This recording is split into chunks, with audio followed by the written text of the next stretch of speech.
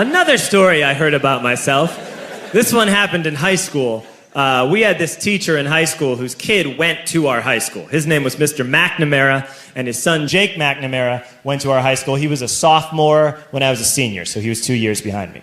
And Mr. McNamara was an asshole.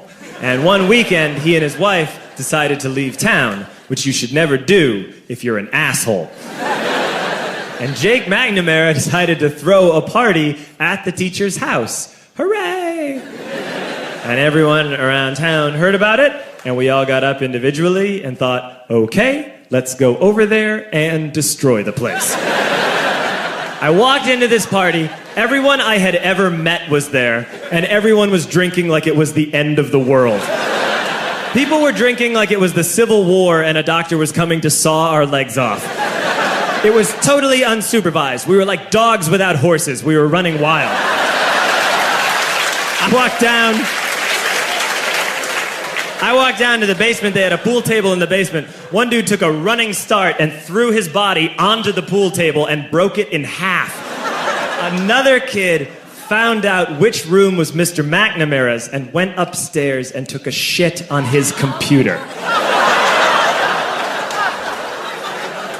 So the party was going great. I'm standing in the basement and I'm holding a red cup. You've seen movies. And I'm standing there and I'm holding a red cup and I'm starting to black out. And I guess someone said like, something, something, police.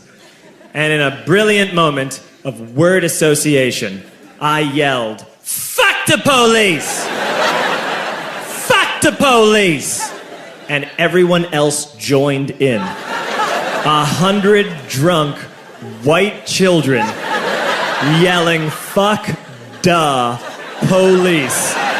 With the confidence of guys who have like already been to jail and aren't afraid of it anymore. You know, that like, I serve my nickel, you come and take me confidence. But white children. The reason someone had said something, something, police was because the police were there. So a Chicago police officer walked down the stairs and got to the bottom in the basement and looked out over a sea of drunk toddlers yelling, fuck the police, in his face. And he was almost impressed. He was like, wow. And then he leaned into his walkie-talkie and went, get the paddy wagon.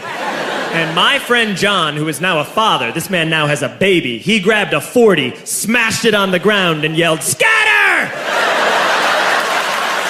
And everyone ran in a different direction. We all ran in different directions. It was like that scene in Ratatouille when the humans come in the kitchen and all the rats go in different ways. We all ran in different directions. I ran into the laundry room and I jumped up on the washing machine and I crawled out through a window into the backyard, and now I'm running through the backyard and there was this big chain link fence and I thought, I've never climbed a fence that high before. And then I woke up at home.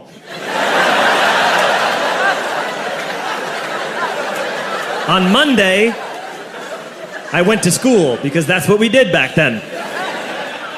And I'm walking into the school building, and who do I see but Jake McNamara? And he says to me, hey, were you at my party on Saturday? And I said, no. You know, like a liar. And he said, things got really out of hand. Someone broke the pool table. Someone took a shit on my dad's computer. But the worst thing, he says, the worst thing is that someone stole these old antique photos of my grandmother, and my parents are freaking out about it. And I had that thought that only blackout drunks and Steve Urkel can have.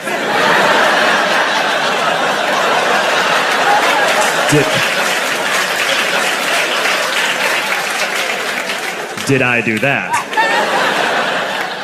I figured, no, I wouldn't have done that. But I was never sure until 2 years later. Relax. I'm playing video games with this kid named Alex that we also went to high school with. 2 years later, we've graduated by now. We're playing video games for a couple hours. And then Alex says to me, hey, come here, I want to show you something. And he takes me into his bedroom.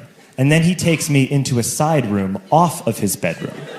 Never a good thing to have. And he shows me a tiny room that is covered wall to wall in stolen antique photos from different people's parties over the years.